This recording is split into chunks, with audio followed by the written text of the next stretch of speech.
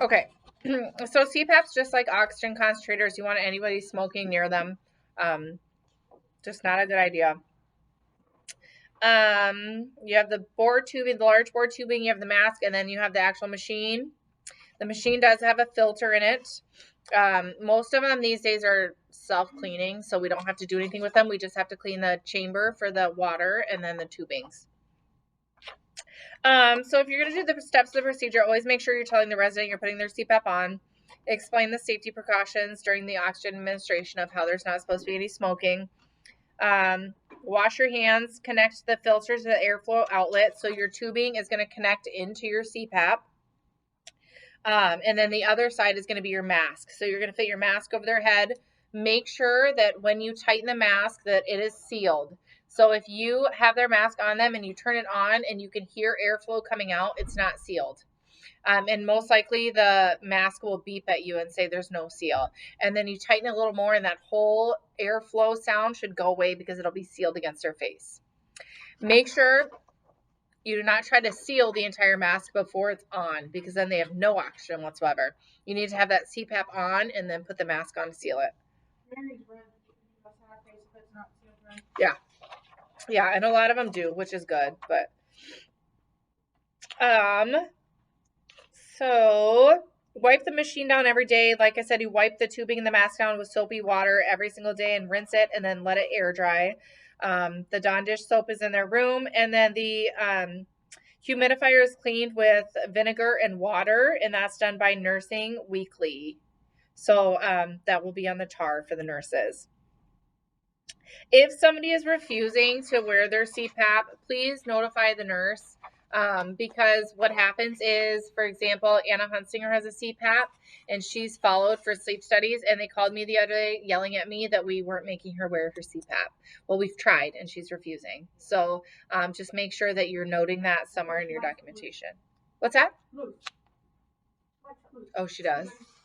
Okay, that doesn't work.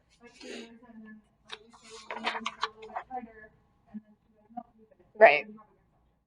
I know. So, again, just make sure we're noting that somewhere. And then I have, that was the Heaton competency that will go over there. I'll see you guys on the floor and sign that off. This is just our policy on it, but I don't think it says any more than what we just went over. Nope, looks good. So the next thing is resident mask use. This is really important because we got out of the habit of it after COVID, and it still needs to be happening. All residents, when leaving their room, should be wearing their mask. Whether it's walking to the dining room, walking the halls, going to therapy, whatever it may be, they should be wearing their mask. Now, if they refuse to wear their mask, or if it causes a behavior like Donna or Larry, it's fine, as long as they know the risk of it. We just have to tell them the risk. Okay, you're at higher risk for contracting COVID because you're no longer wearing a mask and it's not creating that barrier, or whatever it may be. But make sure that when they're leaving their room, you're saying, hey, can you throw your mask on for me, Darlene? And she wanders the hall, and a lot of times she'll keep her mask on. If she pulls it off, it's not the end of the world, but we at least need to try. I don't want that. Let me see if I missed something on this policy. If the mask use causes the resident to have respiratory distress, we are not going to do that. We'll just care plan that physically they're not able to wear a mask for a long period of time or when they leave their room. I think that's it. These are guidelines by South Dakota Department of Health and CDC. So as soon as those are discontinued, whether it be because of the vaccine or it's just no longer a pandemic, we'll stop them. But yeah. A lot of them don't have masks in their room. Mm-hmm. But Donna, like Donna, she has like a bunch of them on her walker. Right. But, like, yeah, I think what we should do is what we were doing before, and I don't know why we got out of the habit, so we can do it again, is put a box of masks in the clean utility room so that you guys know where they are and you can hand them out, but that way Donna can't get them and grab 75 of them. So we'll go over infectious control precautions. These are just, the same precautions I'm sure you guys have heard of several times. We'll start off with standard precautions. Mine are out of order. So standard precautions prevent the transmission of microorganisms where there's potential. Yeah. Yeah. To prevent the transmission of microorganisms where it's potentially infectious. So this will be happening. You'll wear gloves whenever there's feces, urine, saliva, mucous membranes, wounds, anything like that. Standard precautions are just precautions you use on everybody. So when you walk into Joe Schmo's room and he has no infectious disease, you're going to put on your gloves to help with any task. And then you're going to wash your hands accordingly once you take them off and all that good stuff. So standard precautions are used on every single person in this building. This policy just gives you a bunch of examples of when to use them, but the biggest thing is to make sure to wash your hands, especially if they're contaminated with fluid, and then to wear your gloves at all times.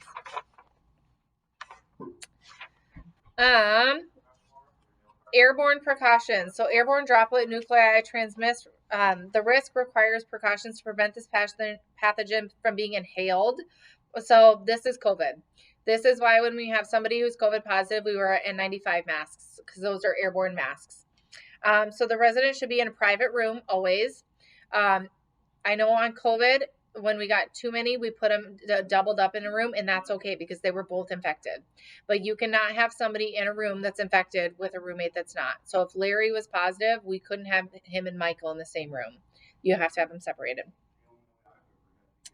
Make sure you're wearing appropriate PPE, which will be outside the entrance of the room. So this will be your N95 masks, your goggles, your gowns, and your gloves. Remind the resident to cover their mouth and nose when you go in the room. So if they have COVID and they're over here, I'd ask them to either put a mask on when you go in the room or cover their mouth and face with a tissue. Follow standard precautions, which is gown and gloves. Use a disinfectant to clean stethoscopes, blood pressure cuffs, or any other equipment. So what this means is if you're going to be sharing equipment, you absolutely need to sanitize it before every single use. However, we have the means that if anybody has COVID or tuberculosis or anything like that, we have dedicated equipment, meaning they have their own equipment that nobody else uses. So if they do not have dedicated equipment, we need to make sure to wash it accordingly. That's it with airborne. And then you have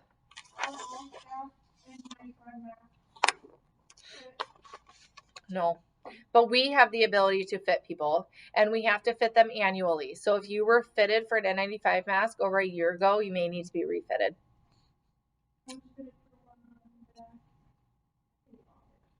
Okay. So droplet precautions. This is respiratory droplet transmission risk. It requires the precautions to prevent infections that are spread directly from the respiratory tract of an infected individual to susceptible recipient. Respiratory droplets are generated when an infected person coughs, sneezes, or talks during a procedure, or you're doing suctioning or anything like that. So any spit, mucus, snot, anything like that would be droplet. Depending on the situation, options for residents on droplet precautions may include a private room, cohorting or sharing a room with a person that has limited risks. Yeah, that's it. So just those two. So I'm trying to think. So you have Jeanette and Loretta together. If Loretta has a respiratory infection, but she's cognitive and she's not coughing all over the room, you're able to still house them together if the risk is low. Your infection preventionist is going to assess that risk and see. But there is a chance that somebody might be sharing a room in this scenario. Appropriate PPE should be worn and will be at the entrance of every room. You should be wearing a mask when working within 3 feet of a resident. Have the resident wearing a mask if able or covering their mouth. Also wearing your gown and gloves, and then again with the dedicated equipment. Examples of this is influenza, pneumonia, meningitis, pertussis. When anybody is on precautions in our building, what you're going to be doing is looking at their door, and they will have a sign on their door that's a bright color. It's a square, and it's going to tell you what kind of precautions are on. And then on that sign, it's going to tell you what you should be wearing. So you don't ever have to guess if there's an isolation card outside the room. It's going to tell you right on the door what you need to put on and what kind of precautions it is.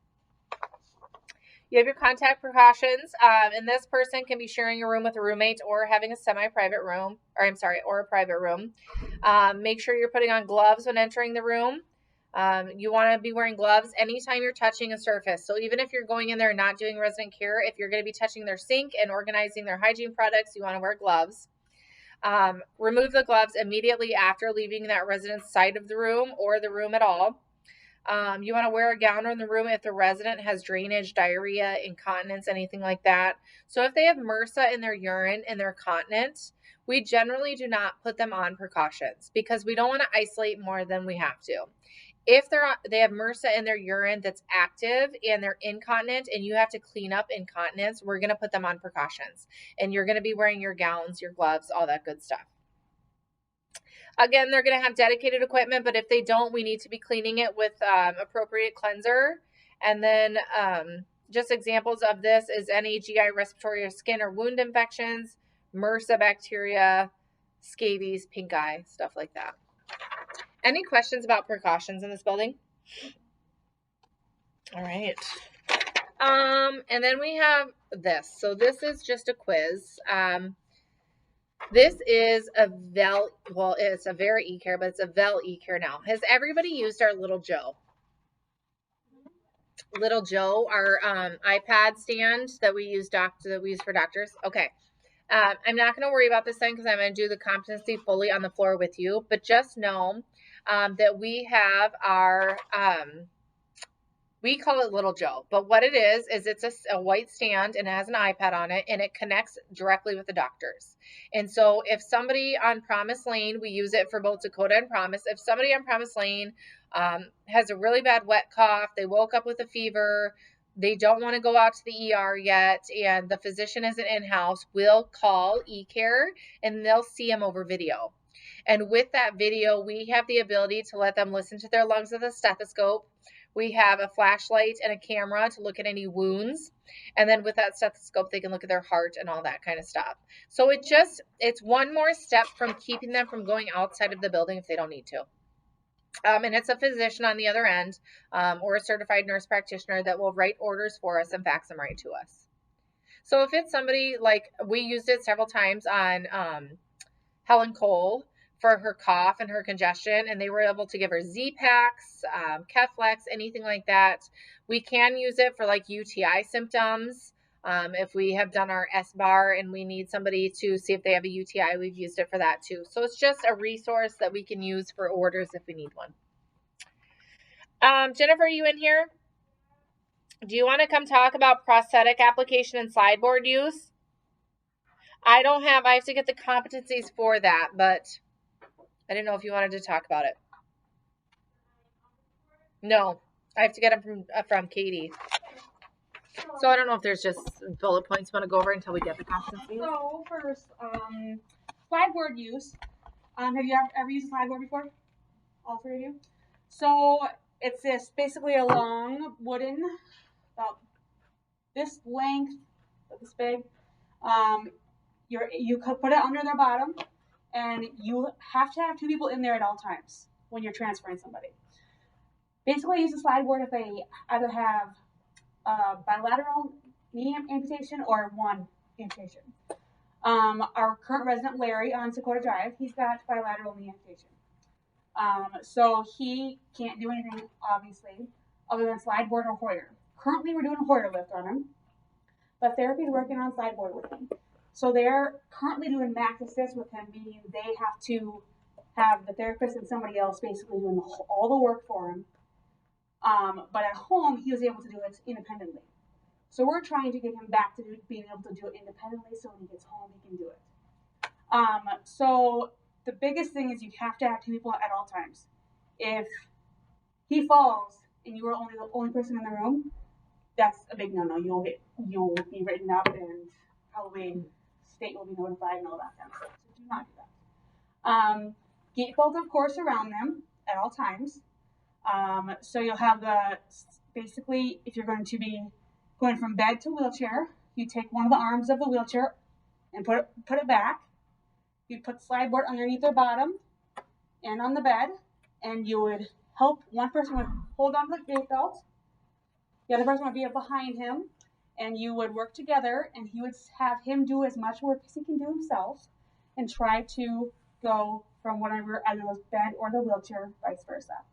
And you would just do the normal 1, 2, 3, and you would just assist him to go over there and transfer. It's depending on the person, but it can be difficult at first.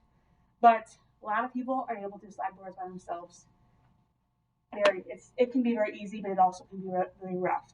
You want to make sure that they don't fall forward, because they can't catch themselves, or fall backward. But you'd rather have them fall backward if they're going to be going to the bed or the wheelchair. It's a big safety risk. That's why you have to have 2 people. Larry has a prosthetic on his one leg, his left leg. So when you do any transfers with him, you want to, have you ever used a prosthetic before? Ever? You have, Jenny? So basically, it's a pretend shoe, and it's a long thing with a cup at the end.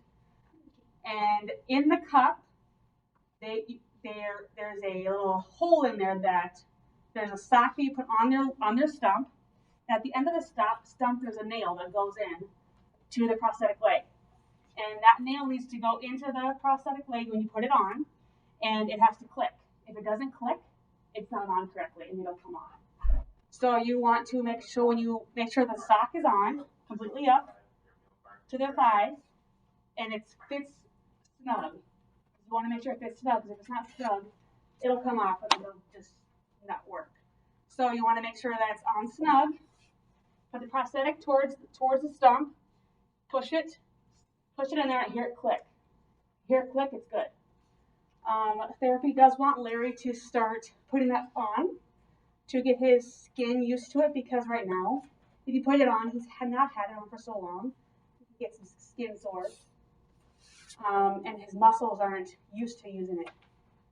So we put it on for a little while at a time every day, so that when we're actually ready for him to start using it daily, his skin will be ready for it, his muscles will be ready for it. Therapy's working on that a lot with him right now. I don't know when they'll start wanting him to actually stand on it yet, but for now, just practice with him putting it on. He should know how to do it. He's done it many times before he even came to us. So if you have any questions on that, let me know. It's pretty self-explanatory. As long as you have that sock on him and you hear the click, then you're good. And if he says that it's painful at all, take it off, because then obviously there must be something going on with the skin, or the sock's not fitting correctly, or something like that. What do you have for questions regarding any of that?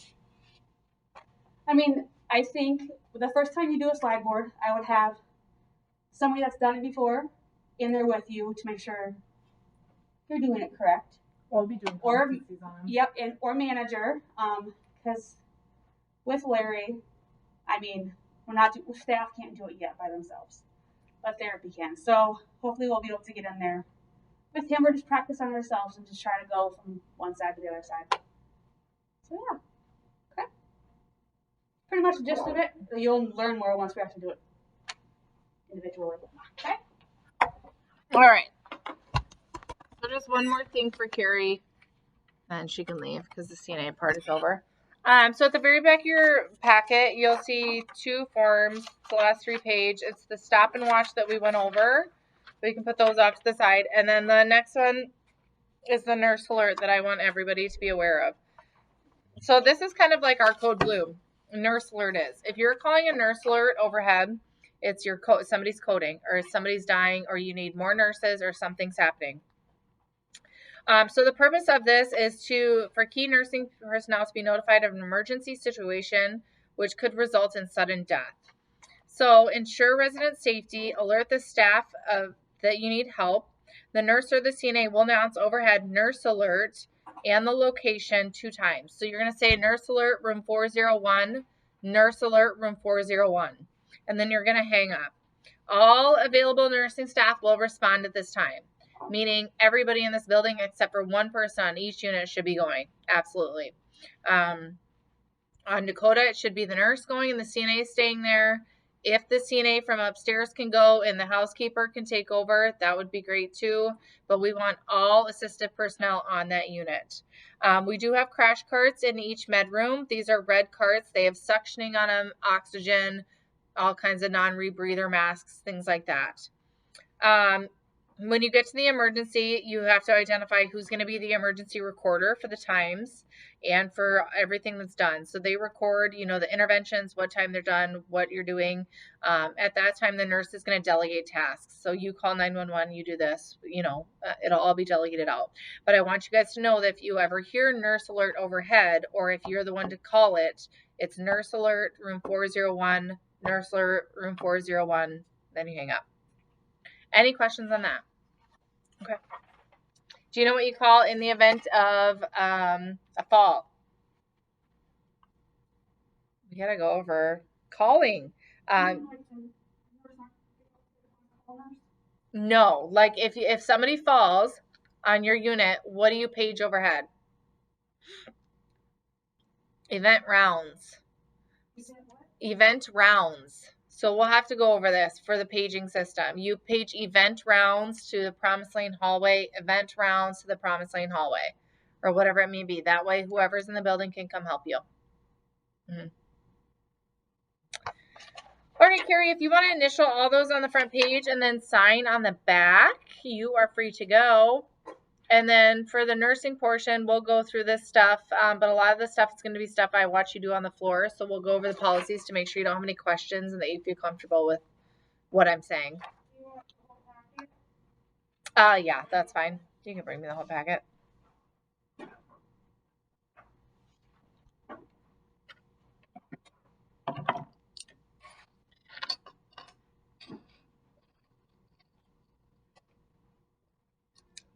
Okay, so for the nursing portion of it, the first things we're going to go over are the injectables. Thanks. So you have your sub-Q injections, your insulin injections, your intramuscular injections, and then one I didn't put in here was your intradermal, which is going to be your TB. So for your subcutaneous injection, make sure you have the correct equipment. So really, it's going to be a 3 cc syringe. I've had it at one point where I had a 5 cc syringe because with those COVID monoclonal antibodies, you put a lot of fluid in. So make sure whatever the order is for that you have the correct equipment. Your needle's going to be between a 27 and a 25 gauge, and it's not going to be any longer than an inch. It'll be shorter than that because you just want it in the sub-Q tissue. So you're going to have your medication, your alcohol swab, you're going to have red your MAR, and you're going to have a sharps container as well as your PPE. You're going to put on, you're going to wash your hands and put on your gloves. You're going to select your injection site and then clean the site with an alcohol swab and then remove the cap from the needle. I'm sure you've gone over this in nursing school, but you're going to hold the syringe kind of like a dart and dart it in. You don't want to do it slow, and then you're going to push it. Your injection is going to be firmly at a 45 to 90 degree angle, depending on the person and what you do. And then you're going to withdraw the needle. What's the first thing you do when you withdraw the needle? Don't recap it. Do not recap it, but a lot of them have the safeties. Yeah. Right. And I think all of ours do here. They should retract and have the safeties. Don't ever recap it. So either safety it or put it in the sharps container right away. And then obviously tend to the site if it's bleeding or whatever you need, and wash your hands afterwards. So what are a few sites for sub-Q injections? Mm-hmm. Some people do it on the, like, kind of the fat in the top of the thighs.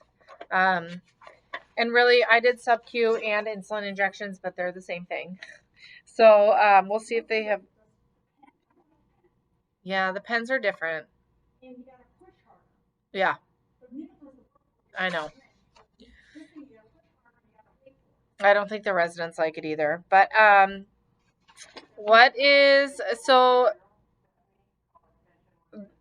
this insulin competency is going over the actual insulins. So really, insulin is a sub-Q injection. It is. You're going to have your pens, which we'll do competencies on. But your rapid acting, regular or short acting, your NPH, which is your immediate and long acting, you're going to want to know the difference between those. So what's the most common long acting? Okay, and what's the most common short acting? Yep. And then do you know the most common rapid acting? Glucagon. Or is that what it's? Yeah, glucagon. There's an oral one and there's an IM one. We have the IM one in our IV kit from the pharmacy. Make sure you're looking at the labels when you're doing your insulins. There are some that look very similar. Mary Rudd was getting the wrong insulin for 2 days because the tubings look so similar. So make sure you're looking and drawing up as needed. With those pens, make sure you prime it with a few units before you give it so that it's primed. Yeah. I'm just looking through the rest of it. Wash your hands. So we don't have any of the vials here right now, but if we did, we'd roll the vials in between our hands to make sure the suspension is warm.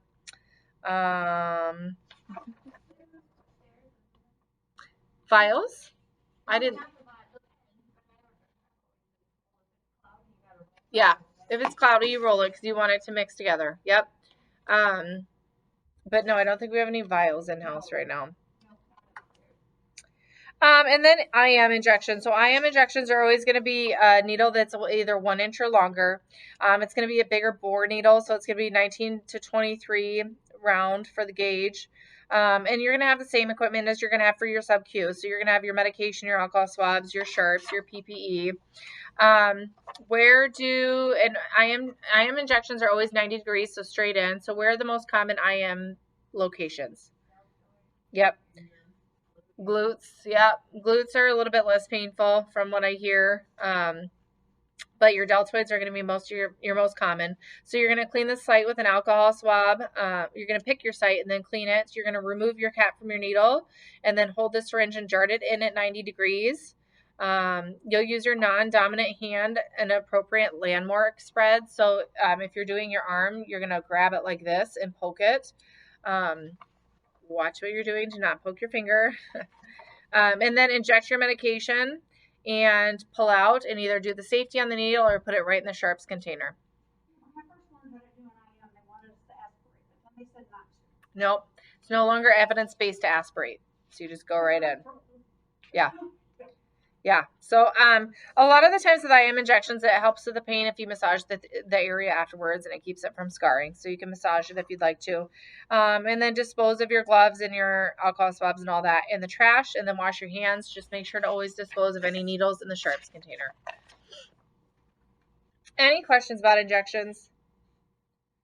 We have some nurses that love to do injections and some that hate it. We have a nurse manager that refuses to do injections, so it kind of just depends. Yeah, I don't like the pens either. I agree. And it's not the pens, it's the injectable end of the pen because they come with normal needles, but that's not what Medicaid's giving out now. So enteral feeding tubes. So we have people come in and out with enteral feeding tubes. So we will do this competency as we can with people in here prior to you doing any medications or feeding with the enteral feeding tube. People use these tubes for either failure to thrive or swallowing disorders. They can have continuous feeds or just bolus feeds. A lot of them need to have their medications through the tube. So the biggest thing with that is we need to make sure and clear through the doctor that all the medications can be crushed and combined. Because some medications can't be combined and some can't be crushed. So they need to review their med list and make sure they can be crushed and combined. Goes through that.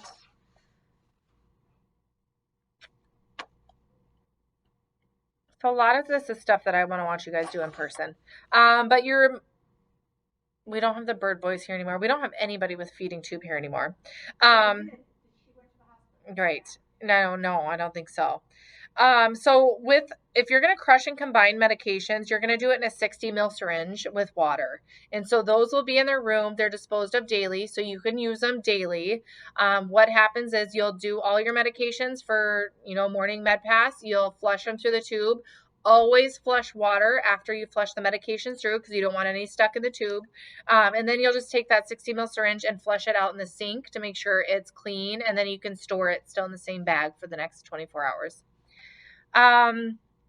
You're almost always going to see gauze around the stomach site just to keep the moisture away from the skin. We don't want any skin breakdown around there. Depending on the feeding, they might have continuous feed 24/7. They might have just boluses for 30 minutes a day. We've had people here with feeding tubes that do their own feedings. It really just depends on the person. So that's why I want to do this competency in person. But just make sure that with any feeding, any medication, any water that's coming through, the resident is at least at a 35 to 45 degree angle, because even though it's going into their stomach, they may not have a Nissen, which bands it off from their stomach so they could aspirate. And so we always want them sitting up. To verify placement of a feeding tube, there's different ways to do this. How we've seen it in the past, and again, this is a competency we're going to have to do on the floor, is the measurement of the tube. So there will be a measurement on the tube that you just measure, whether they have 5 inches outside the stomach or 6 or whatever it may be, just to make sure the placement's correct. Again, this is all hard to explain in person, so we don't. No, that's old school. We don't do that anymore. So, have you dealt with feeding tubes a lot? Yeah, I have too. So, they're really easy. What's that? Yeah. Yep. Where'd you do peds at? Oh, sure. Yeah, so feeding tubes are nothing to be scared of. They're super easy. It's just a matter of I want you to be doing it correctly so that you know what you're doing and that you're comfortable with it. Yeah. Oh, sure. Mm-hmm. Oh, sure. Yeah. Yeah, I haven't worked with those ones before, but they sound nice. IV fluids and electrolytes. So IVs are very challenging if you do not do them on a daily basis, pretty much. So if there's ever an IV needed in the building, we're going to first make sure you feel comfortable trying it prior to even having you do it. We don't want that resident poked any more than you guys want to poke them. And I know it's really hard to do when you don't do it on a regular basis. So a lot of the times if we need IV fluids, the nurse manager will come in and do them. The nurse manager will come in and do them, or at least start the IV for you. We have nurse managers in house that have done them all the time. So the nurse manager will do it. Otherwise, if there's a nurse in here that feels comfortable, absolutely, we let them try. It's just a comfort level. We don't deal with this a whole lot because a lot of the times if somebody's getting fluids or antibiotics or anything through intravenous, it's going to be through a PICC line that they came here with the hospital. So I think the few times we had to start IVs is for occasional fluids, and then COVID people we had to start IVs on. So, but I just wanted to run through this. So the licensed nurse who is responsible for administering the fluids and electrolytes shall be knowledgeable in the following: the indications for the use and what the side effects are, toxicities and incompatibilities, stability, storage requirements, and potential complications. So they're wanting you to know that if somebody gets fluid too fast, what's going to happen with their blood pressure, what's going to happen with their breathing, how are these signs that you're going to see in them. So again, anytime there's fluids given in this building, the nurse manager is going to be there to help you.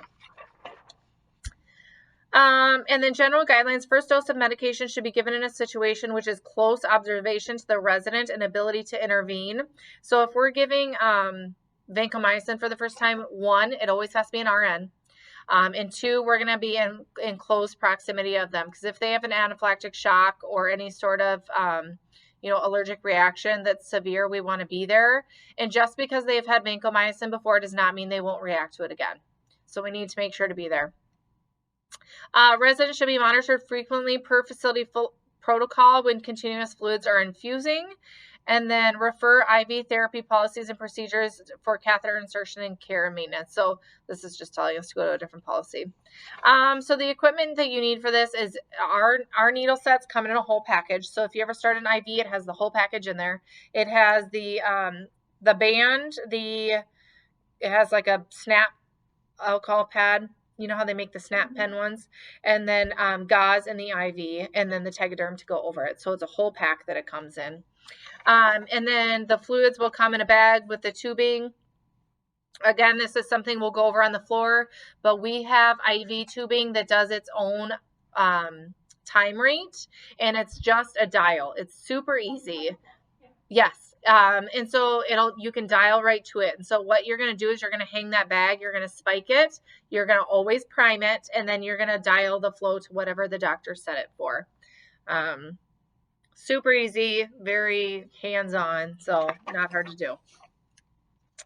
The biggest thing with this is make sure you always have got to prime the tubing, disinfect the catheter and the tubing to your catheter, disinfect both of them to make sure there's no germs on the outside of that catheter.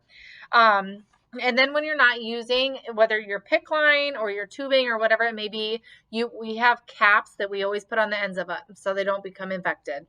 You change your tubing every 24 hours.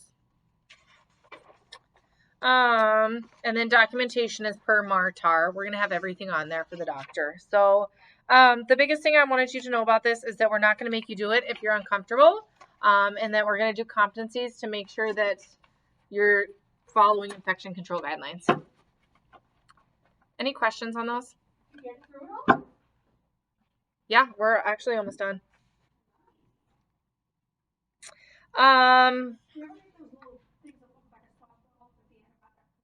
Yeah.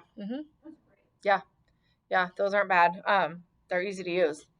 You just set them on the side of the bed with you. You don't have to hang them. So, I forgot what does pharmacy send out on those, Jennifer? Do you know? The Sphere antibiotic bags. Is she in here? Jennifer. Yeah. What Sphere antibiotic bags? What antibiotic comes in those for IVs?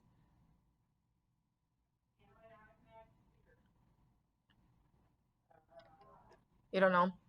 They send out like the grenade ones. Oh, the grenade ones. Mm-hmm. Usually that's a pain relieving one, or they just do if it's just like a one-time thing. Usually it's like a pain. On the hospital, have a pain pump. Yeah, but they have an antibiotic one that they send here. Yeah. Be nice. Have they sent one recently? I haven't seen one. I haven't seen one in a long time.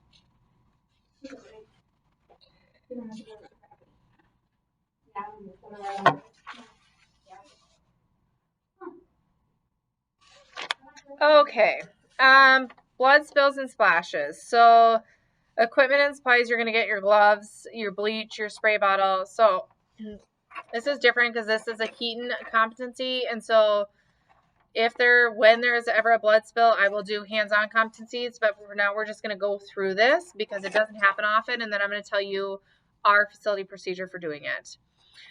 So biggest thing to know about blood spill is you don't want to touch it with your bare hands, and you don't want it around residents who have skin that's even open near there. So our blood spill kits are in our soiled utility room. There's a lockbox in every soiled utility room, and it's in there. There's several of them in there. It's a whole kit with the grains that go on the ground, a whole shovel, and so you guys don't have to touch it. If it's at an hours where maintenance is here, they can do it for you as well because they're trained in it. But just make sure you're arranging your supplies, you're using appropriate PPE. So I want you full PPE. I want gloves, gown, mask, goggles.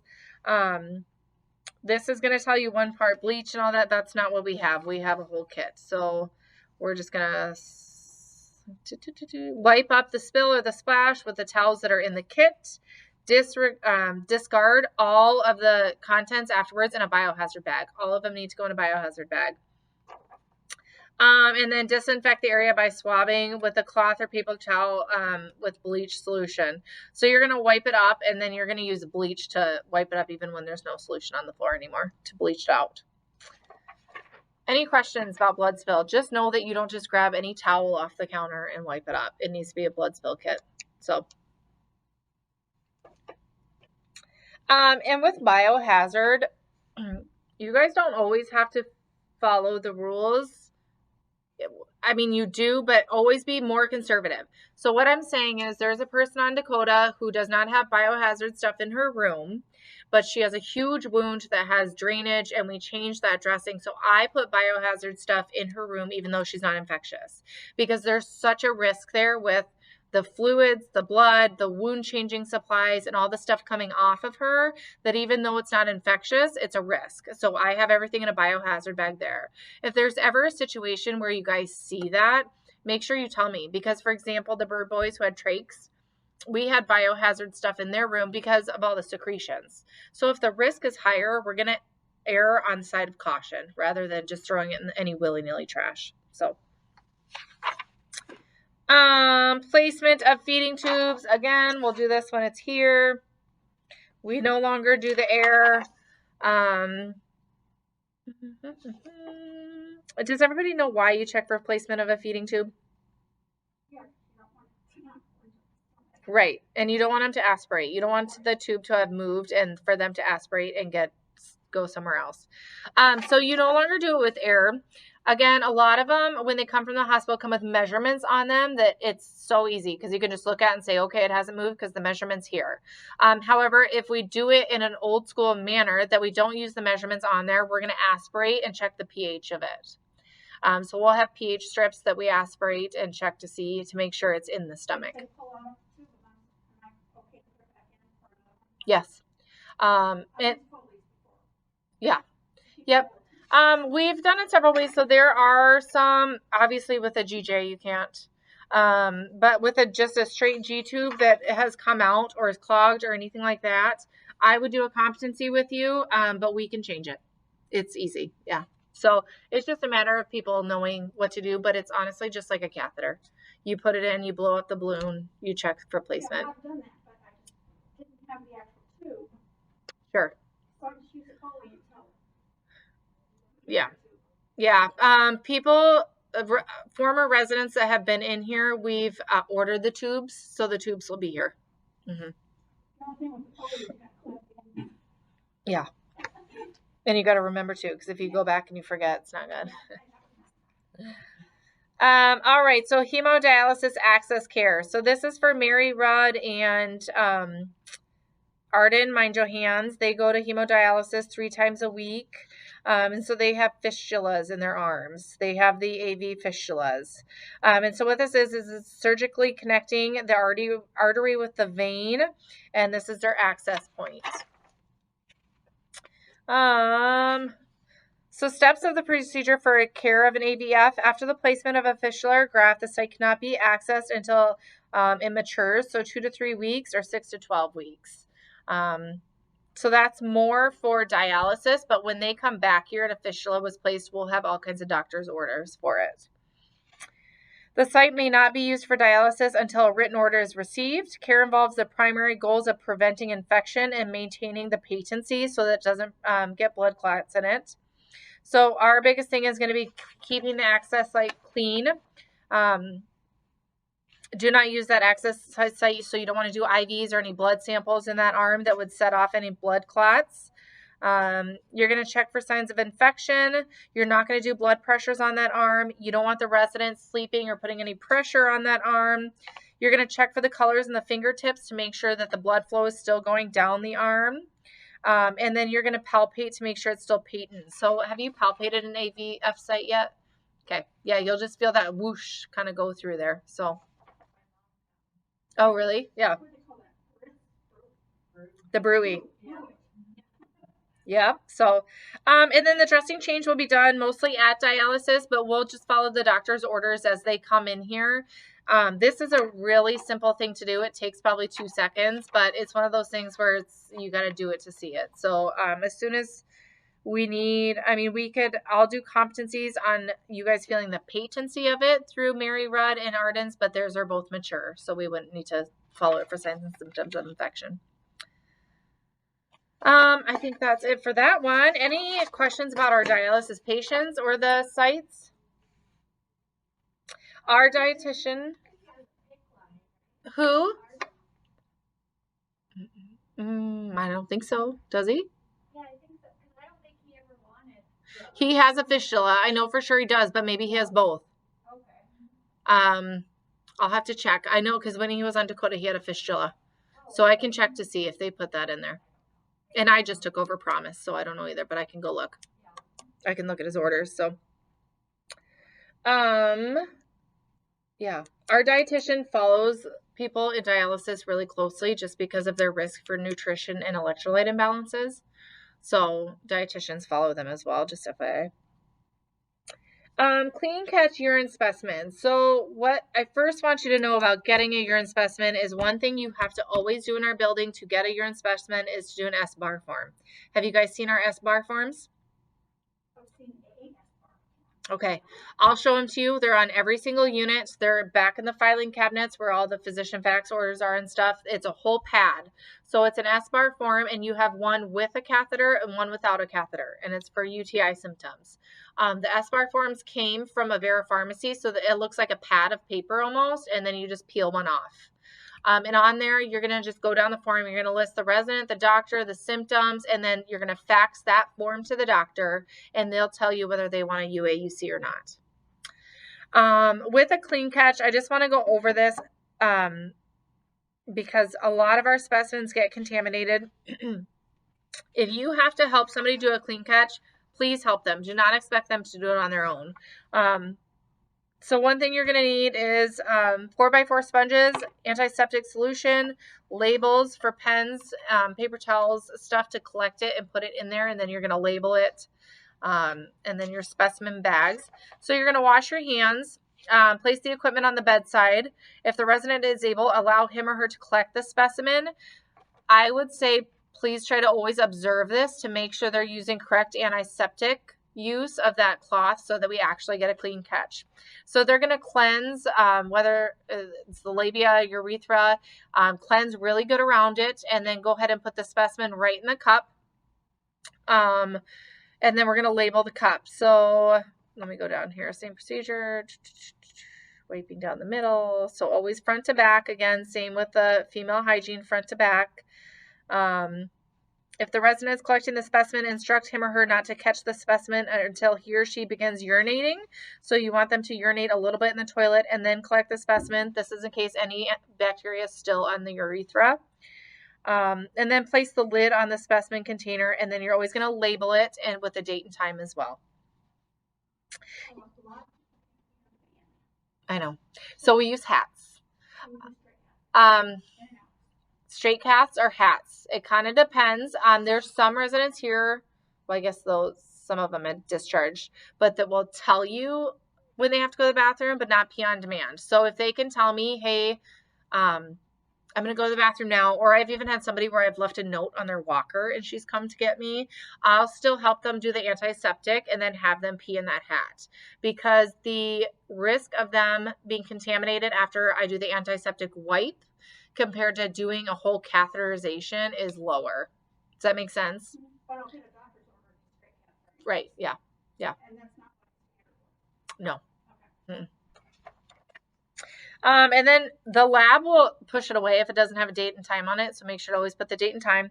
It's going to go in that clear specimen container. And then you'll put the paperwork in there with it. We'll train, I don't know if you know this already, but we'll train you what paperwork to put in there. So you're going to put the order in the lab rack.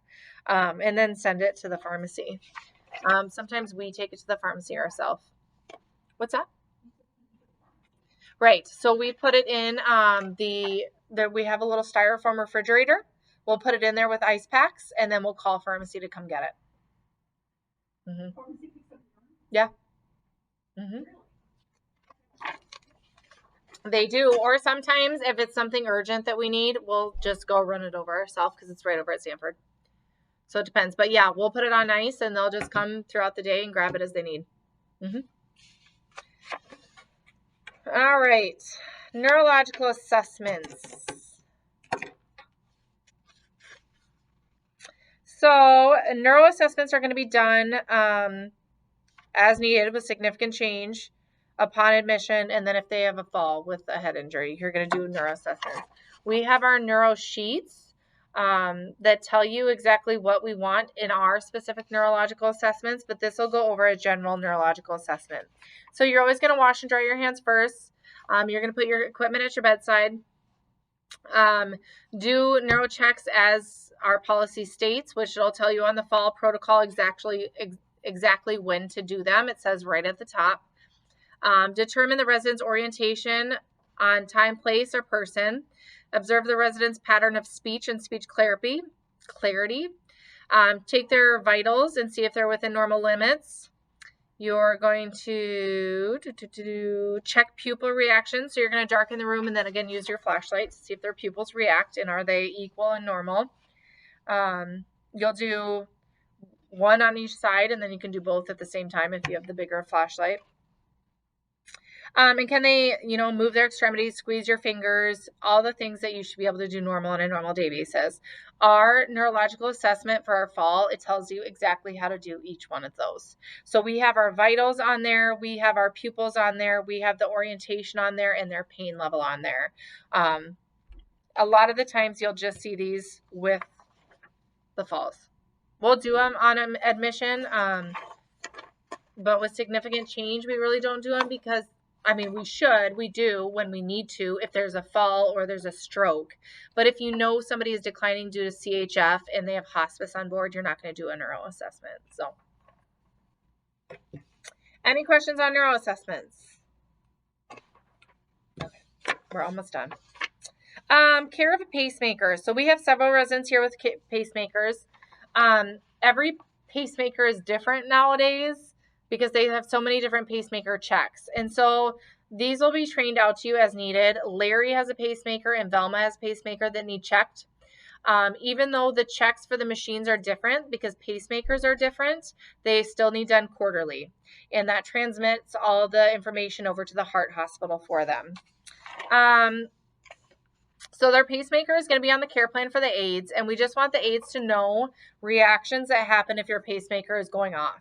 It's going to be chest pain. It's going to be sharp chest pain. It's going to be shortness of breath. It's going to be high pulses. Things that'll happen, if they're getting dizzy, things like that will spark us to say, hey, your pacemaker is going off so that we can reach out to the cardiologist. That's all on their TAR for you guys, but I just want you guys to know that we check those pacemakers and that if anybody is complaining about chest pain or anything that they have, immediately check their care plan to see if they have a pacemaker. All right. We have to wait on the wound vac stuff, and I will do that on the floor because that's more of a hands-on thing. I don't even think you've been trained on them yet, Jenny, have you? Right, so we'll train you on them and do wound vac stuff on the floor. Compression wrapping is the same as TED hose. We want to compression wrap when the fluid gets down there. Just make sure when you're compression wrapping that you are documenting the skins really good, because we have residents that build up fluid and we do compression wraps and then they get pressure ulcers, which are unavoidable most likely, but they come because of the compression wraps. Does everybody know how to use the Binex cards? Yeah. Right. Do you know how to do them? Okay, perfect. I'm just making sure. So I'll do competencies on those. I'm not too worried about that. Influenza test. So if anybody ever, if you get an order for an influenza test in-house, please know that we do have influenza tests that look just like the COVID tests. It's literally just a nasal swab and it gives you it's the same test. It'll just pop up if it's influenza. So we do have those in-house if we need them. Ear flushes, we have the elephant ear flushes. Do you know what I'm talking about? So it is a spray bottle and we call it the elephant ear flush. It's called that because it has a tube at the end of the spray bottle and then it has an adapter for your ear. And so you literally just spray the water into the ear. So when you're doing ear flushes, make sure you always have your basin below. Make sure you have lukewarm water because you don't want to bust out their eardrum. And most likely they're going to have earwax drops 5 days prior to the ear flush. So make sure those are completed before you're flushing the ears because it's going to be moot point if we don't have ear flushes. Do you need to use sterile water during ear flushes? No, you don't have to. Just has to be clean. It doesn't have to be sterile. So you can get it right out of the sink. Just make sure it's lukewarm from the sink. We'll train you on the elephants. They're super easy. Like I said, it's a spray bottle. You just spray it right in, but the adapter at the end is disposable. So make sure you always take the adapter off after each use. Make sure you're wearing gloves, you use good hand hygiene, and that you stop if the resident's in pain. And then you're always going to document after what happened in the ear flush. Did you get a lot out? What color was it? Was it hard? Did it come just from the left ear, not the right? The documentation is always going to be there. So, colostomy, ileostomy, and nephrostomy. So we at one point had a ton of colostomies. I don't think we have any anymore now that I think about it. But you're always just going to make sure you have your supplies. So generally colostomies are changed 1 to 2 times a week, more often if needed, if the adhesive isn't sticking. So make sure you put your all your supplies at your bedside, that you wash your hands. You're going to wear gloves. You're going to remove the old bag and put it in the trash bag, and then always put because most likely you're going to put it in the trash can next to the bed. Make sure you're always double bagging it in a biohazard bag. Because there's so much fluid in there, I want it in a biohazard bag in case of any infectious disease. After you remove it, you're going to doff your gloves, you're going to do good hand hygiene, and then put on new gloves. So when you're going from a dirty site to a clean site, you want to change your gloves and do good hand hygiene. You're going to cleanse the skin around the area. Look for any skin breaks, excoriation, any signs, symptoms of infection. Does it hurt them? Is there drainage? So you want to look at that stoma so that you can document it on it correctly. You're going to place the disposable bags in the no, that's all done. This says positioning all the bed covers, making sure the collat's within reach. So I don't think this says the appropriate stuff. I'll have to go through this. Okay, so yeah, it doesn't say. It goes through both of them twice, so I'll have to look at that. But you're going to look at the area. You're going to cleanse it with a no-sting barrier most likely, and then put your adapter ring around, and then make sure you have the adhesive. What you don't want is you don't want that adhesive on the stoma. So make sure you have a well-cut ring around the stoma that fits directly over it. Most of the times we'll have like a template so you know how big to cut it, but make sure you don't want skin involved because then the acid from the stool could really eat that away, and you don't want that adhesive on the stoma, so it really has to be perfectly on there. So if you have to do it a few times, that's fine. I'd rather have you do that than have the skin involved. Any questions on colostomies? All right. Hospice. So our hospice plan. So we bring hospice in-house. We do Sanford, Avera, and AseraCare. We do annual training on hospice. And so what that means is hospice will come in here and talk to you about what their services are. I want you to know that hospice is on top of what we already do. So it doesn't replace anything. So if Jeanette Breeding gets a shower on Wednesday and she's due for one on Thursday again and she'll take one, do it. Whatever they do is extra on top of what we already perform. So we are still required to provide all of those services for them. Choosing a hospice service is the family's choice. We really don't weigh in on that at all. So even if we want them to have Avera and they choose AseraCare, that's their choice. We don't get a say in that because it's the family's involvement. It's the family's most likely going to be there quite often, and so they're the ones that have to interact with them.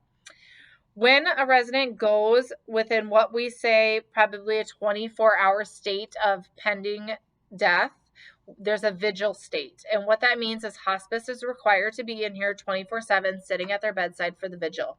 And that means that they're there to provide orders for us, comfort cares, be an extra resource because we do not have the capability to sit somebody there 24/7 most likely. And so they perform the vigil of being there with the resident so they're never alone. Hospice will be on their care plan. Never send anyone to the ER who is on hospice unless they absolutely request it. So if Jeanette Bradine is dying and she is screaming, "I'm dying," you're not going to send her to the ER. You're going to call hospice right away, and hospice is going to get in here and make her comfortable. If you send somebody to the ER while they're on hospice, it kicks them off. So they're no longer getting the Medicare benefit, and it's a whole big ordeal. So just make sure you don't send them to the ER. PRN medication administration and medication administration in general. So medication administration needs to be done an hour before or an hour after what the medication time is. If there's medication scheduled for 6 p.m. and 8 p.m., there's a reason for that. We can't give those medications together. So give them separately. So if you don't get the 6 p.m. medications there till 7, wait until 8 or 9 to give the other medications. They cannot be given together. If it's still on your shift and the resident says, no, I don't want that right now, wait until bedtime, you do have the ability to label that medication and lock it in your med cart. However, if you are no longer on duty on that med cart, you have to destroy that medication. So your choices are, you can either offer it to the resident again if it's within an appropriate time frame, or discard of the medication with another witness. Just make sure you're staying within those time limits and make sure you're not mixing all medications together. If a resident is consistently stating, I don't want my melatonin until 10 p.m. at nighttime, tell us that, because that's something we can reach out to the doctor and change it. One thing we did want to go over with PRN medication administration, though, is if you see trends, if somebody is asking for PRN Tylenol every 4 hours of the day, make sure to address that with the doctor, because we can schedule that. That way they don't have to ask for it. If they don't have the ability to ask for it and they are still grieving and pain, make sure you're giving them PRN pain medication. If somebody is on Dakota Drive and they're in pain from their hip surgery, don't say, oh, sorry. Make sure you're giving them, whether they're oxycodone or Tylenol or whatever it may be. And then you always have to go back and follow up your charting on if it was effective. Yeah. What's that? Yeah, yep. We don't. No, she refused it for a while. She didn't want a Tegaderm over it, and then she reacted to it when we did put the Tegaderm on. She got a rash. Awesome.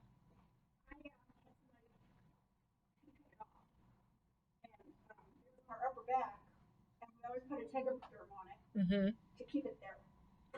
Yeah. I mean, I'm glad you brought it up, because it's something that's always nice to frequently bring up, so I can address it with the doctor again. Yeah, yep. And do you guys know, how do you just... Right. How do you destroy the fentanyl patch, do you know? Yep. Perfect. Yeah, and you always have a witness. Put them in the med destruction buckets. Yep. No, not anymore. We don't do that. We got yelled at for that. Yeah. No, I used to too, but we got yelled at for it, so now we put it in the med destruction. But no, I'll address it with the doctor again to make sure they don't want to Tegaderm. It's always something good to frequently check up on.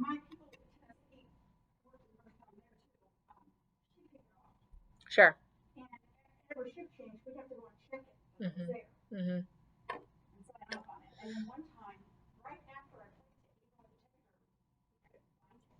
Oh, sure.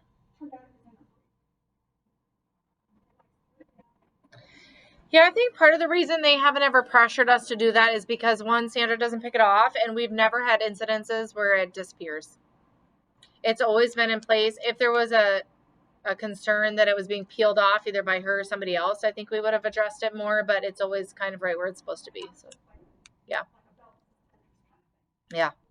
Yeah. She does, yes. So,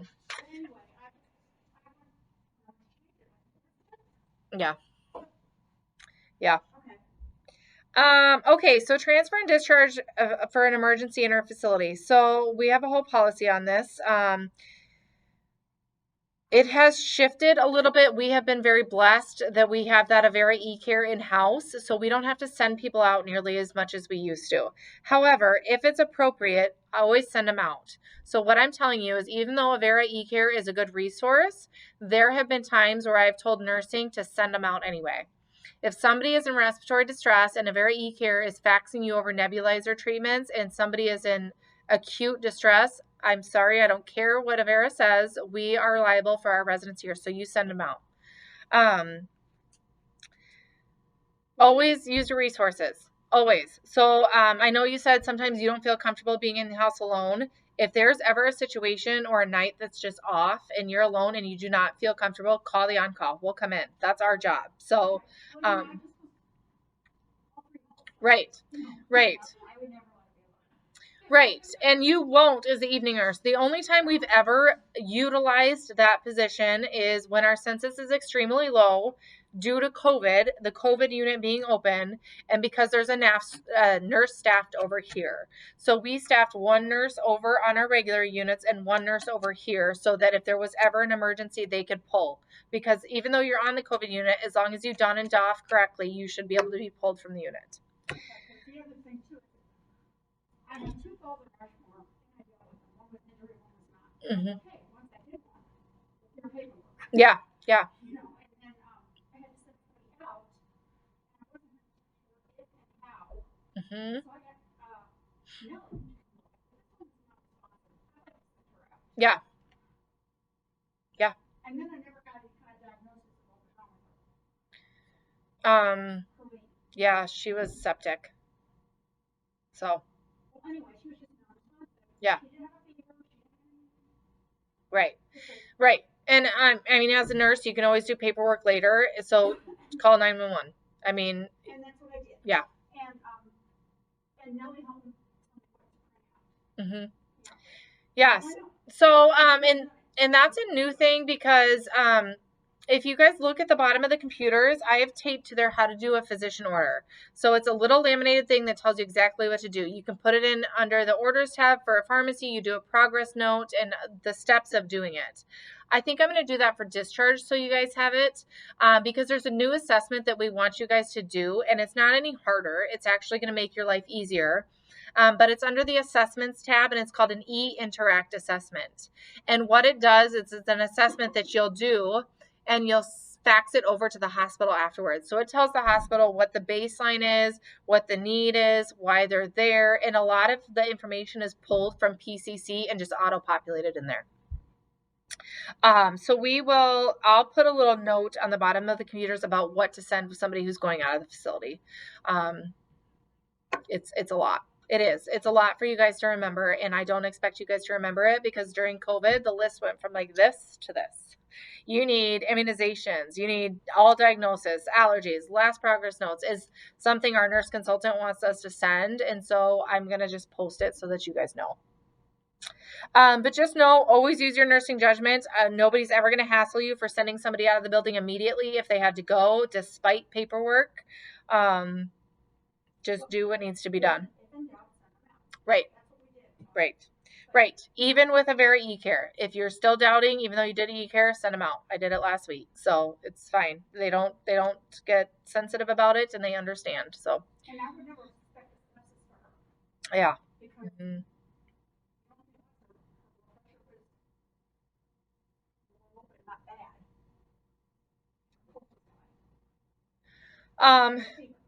another thing is the resident has the right to appeal their discharge. So if you're saying, hey, we need to send you to the hospital, your pulse is 170, and they're saying, absolutely not, I'm not going there, I refuse, that is their right. The thing that's going to save you during that is documentation. So make sure you're documenting and make sure you're calling family. It's happened to us before where people have refused to go to the ER and they've stayed here and passed away even though they weren't on hospice because they have absolutely refused. That's their right. They have the right to appeal. They have the right to run that risk. It's our job to make sure that they know what the risk is, why we want them to go, and that their family members know. And then that good documentation is there. So, and again, I cannot stress you guys enough. Always call your nurse on call if you're not sure. We're here. We each take a call week. We know that we're going to be called. Clinical situations do not bother us on call week. We get bothered by staffing situations of call-in. So if there's ever clinical questions, don't hesitate. What other stuff you guys got for me? Anything?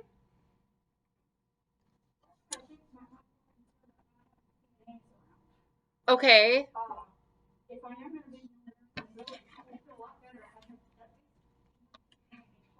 There should always be that. Why is there not? I don't know, but I have to borrow one if I need one. So there's only 3 of you in-house? That should never happen. I'll look at it. So if you're ever the nurse, the absolute goal would be to have you and 4 CNAs. In the building. Right. But our absolute minimum that we will not go past, otherwise the nurse on call has to come in here and work, is you and 3 CNAs. There should be a CNA for every single floor. Yeah, because I think what we've been having is 2 on Promise, CNA Med on Rushmore, Mm-hmm. and no one else. Who's on Dakota? Is Rhonda in-house with you? Sometimes. So if Rhonda's in-house with you, that's enough staff. What I would say is pull one of your Promise Lane CNAs to be on Dakota with you, and the only reason there's 2 on Promise is to float for rounds. Right. Mm-hmm. And if I need help with